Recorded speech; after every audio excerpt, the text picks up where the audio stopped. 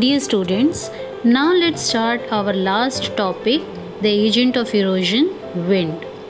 In this module, we are going to study about the landforms formed by the erosional and depositional work of wind. Children, can you guess which land feature is this? Yes, it's a desert. Wind is the most effective agent of erosion in deserts. As you know, in desert there is absence of moisture.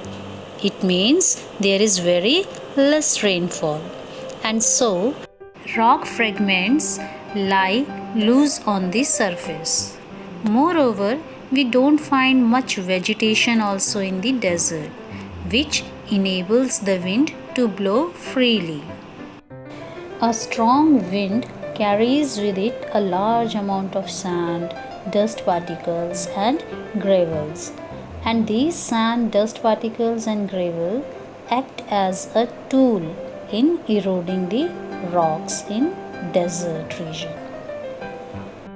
And you know children, the work of the wind is limited to a few meters above the ground. The ideal height is about 25 centimeter to 75 centimeter above the ground. And this is because the wind is unable to carry the rock particles high up in the air. And near the ground, its work slows down due to friction with the surface.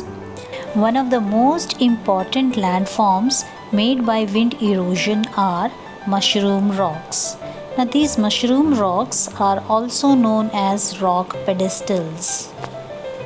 Now, children, see these two figures. One is before erosion and the right side is of after erosion. And the right side is the landform mushroom rock. Now, here we find that when rocks consisting of alternate hard and soft layers, they are subjected to wind abrasion. Abrasion means wearing away, and it results in differential erosion. The soft layers are easily eroded, but the hard layers resist erosion. As a result of undercutting near the base, the resulting feature resembles a rock pillar shaped like a mushroom, and it is called a mushroom rock. Such formations are common in the Sahara Desert and are also seen near Jodhpur in Thar Desert. Now, let's see the landforms produced by wind deposition. Loess and sand dunes are the depositional features of wind. Children, the depositional work of wind starts when its speed declines or some obstructions like bushes, trees, etc. came in its way. Now let's first take the loess. The fine dust particles deposited extensively is known as loess. It is easily eroded by running water, and so we find many rivers cut deep valleys through it. The thickest and greatest deposits of loess are mostly found in northeast China.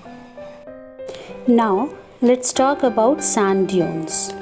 The coarse particles are deposited in the form of hillocks, and they are known as sand dunes.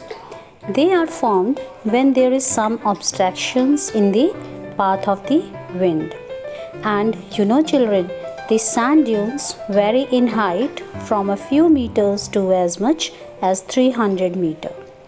And these sand dunes are generally formed in groups. And they are having a tendency to migrate slowly in the direction of the wind. And this can be harmful even as agricultural fields, human settlements, and forests can be buried under sand cover. That's all for the topic work of wind and the chapter landforms. I hope the topics are clear to you. Thank you.